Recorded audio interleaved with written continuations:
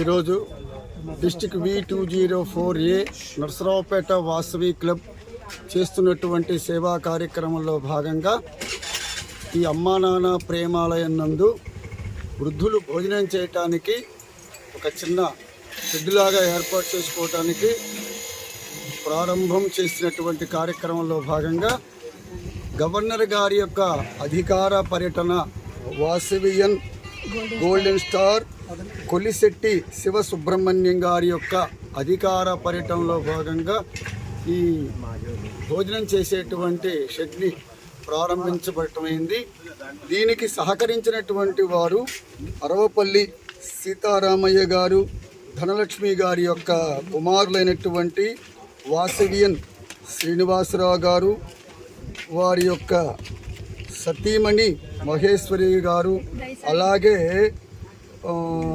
వాసవియన్ బైసాని జానకీరామ్ గారు, వారి సతీమణి శాంతి గారి యొక్క ఆధ్వర్యంలో ఈ రోజున ఈ శంకుస్థాపన కార్యక్రమం అత్యంత వైభవంగా వాసవి సభ్యులు అందరూ కూడా పాల్గొని ఆ కార్యక్రమంలో దిగ్విజయంగా జరపడం జరిగింది.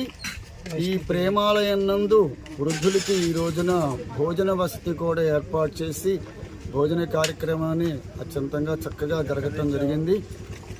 క్లబ్ సభ్యులందరికీ కూడా శుభాశీస్సులు తెలియపరుస్తూ ఉన్నాను. మేము అడిగిన వెంటనే భోజనశాలకి స్పందించి వచ్చినటువంటి వాసవి క్లబ్ ప్రెసిడెంట్ శ్రీనివాసరావు గారికి, వచ్చినటువంటి క్లబ్ సభ్యులందరికీ కూడా మా ఆశ్రమం తరఫున కృతజ్ఞతలు తెలుపుతున్నాం.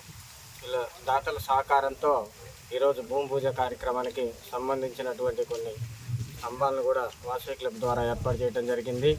అలాగే మీకు ఎవరైనా మీరు దాతలు ఉంటే మిగతా కావాల్సినటువంటి పైపులు కానీ, రేకులు కానీ మీరు కానీ మీకు తెలిసిన వాళ్ళతో చెప్పించి ఆ యొక్క భోజనశాలని నిర్మాణం పూర్తి చేయాలని కోరుకుంటున్నాం.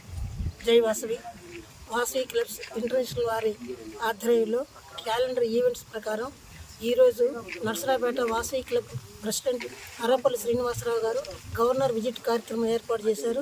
ఈ కార్యక్రమంలో భాగంగా గోశాలలో గోవులకు మేత దాణా ఇవ్వటం, వృద్ధులకు ప్రేమాలయ అనాథాశ్రమంలో వృద్ధులకి సంబంధించిన భోజనానికి కావాల్సిన ఏర్పాటు చేయడానికి కావాల్సిన వంటగది నిర్మాణం నిమిత్తం ఈరోజు నా చేత శంకుస్థాపన చేయించడం జరిగింది. ఇది నేను చాలా అదృష్టంగా భావిస్తున్నాను. ఈ వృద్ధాశ్రమానికి దాతలు ఇంకా ముందు సహకరించి వీళ్ళకి ఎక్కువ వసతులు ఏర్పాటు చేసి వీళ్ళకి ఇబ్బందులు లేకుండా వృద్ధులను దృష్టిలో ఉంచుకొని వాళ్ళకి ఏ ఇబ్బంది కలగనీయకుండా దాతల సహకారంతో బాగా చేస్తున్నటువంటి వాళ్ళకి బాగా తోడ్పడుతున్న ధనంజయ్ గారికి నా కృతజ్ఞతలు.